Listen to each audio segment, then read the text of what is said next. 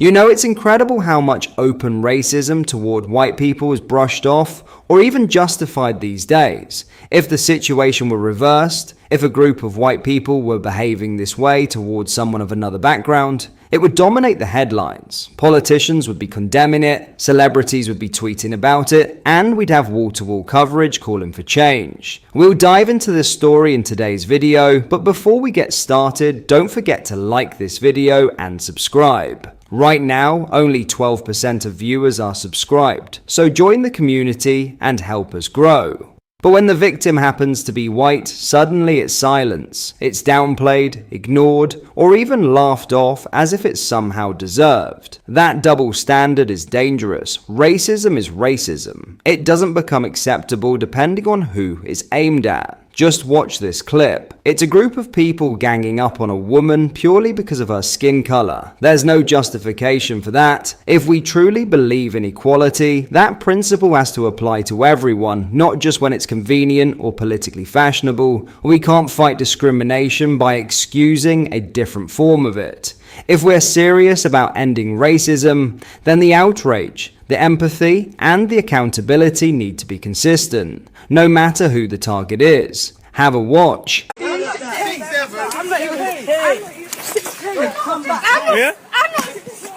Pussy.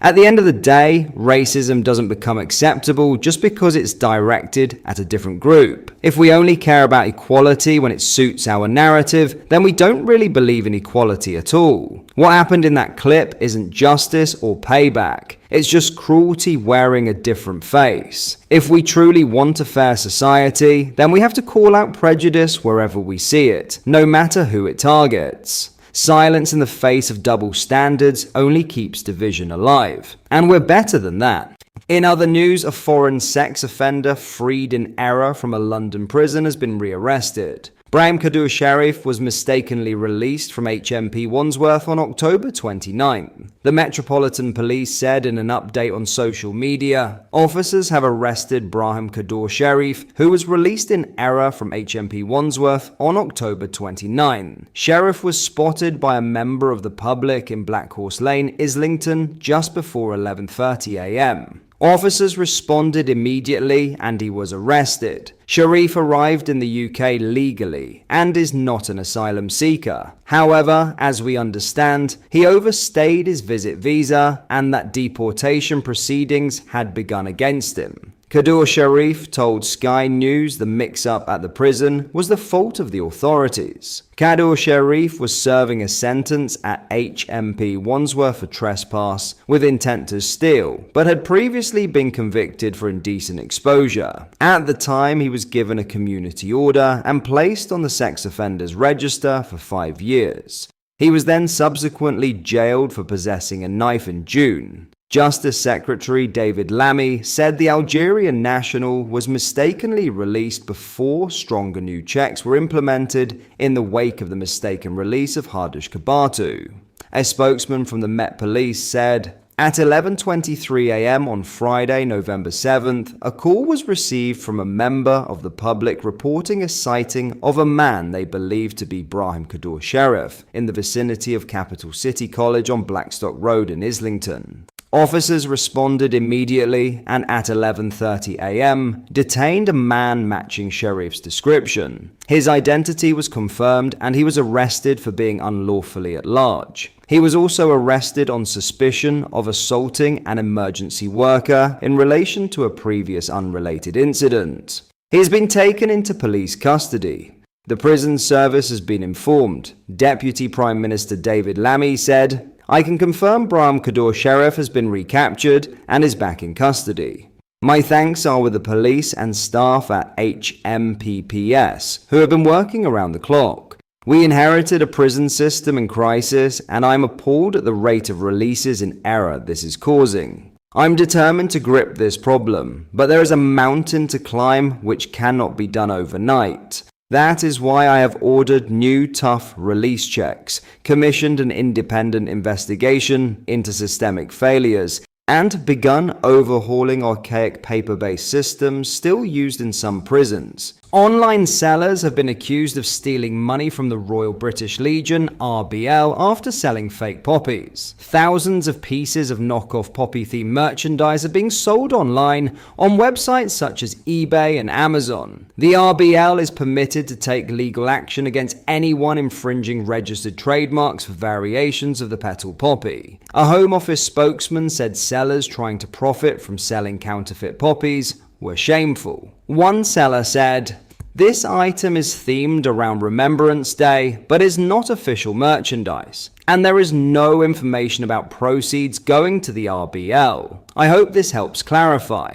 Another quickly updated their description on the listing to clarify, "Please note, this item is inspired by the traditional poppy symbol, but is not affiliated with or sold on behalf of the RBL or any remembrance charity." While there is an official RBL store on Amazon, there were also thousands of other items capitalizing on the upcoming remembrance events. Many counterfeit items have no information about where the money from sales is going. A spokesman for the RBL said, "The best way the public can support the RBL's poppy appeal and help the armed forces is to donate through our official channels. We would urge everyone wishing to purchase Remembrance Poppy merchandise to do so from one of our trusted volunteers, from the RBL's online poppy shop, or from one of our corporate partners. We regularly monitor and report items which infringe on our trademarks and have an agreement with the major platforms to remove those items swiftly from their marketplace." The charity added its official online shop and Amazon store, where 100% of profits go to the RBL. A Home Office spokesman said, "Stealing money from the RBL by selling counterfeit poppies is utterly shameful. We do not tolerate the sale of counterfeit products, and Border Force have a strong track record in targeting those who attempt to import fake goods." An eBay spokesperson said, "Buyers who wish to support the RBL should do so through its official channels to ensure that 100% of the proceeds go to the charity. eBay works with the RBL as part of our Verified Rights Owner program, VRO, which gives intellectual property owners like the RBL an easy way to report and remove listings that infringe on their rights. The sale of counterfeit items is strictly prohibited on eBay, and we use block filter algorithms to prevent their sale. If we find a counterfeit product, we swiftly remove it and take action against the seller." An Amazon spokesperson said, "Amazon proudly supports and is actively engaged with the RBL and its charity work.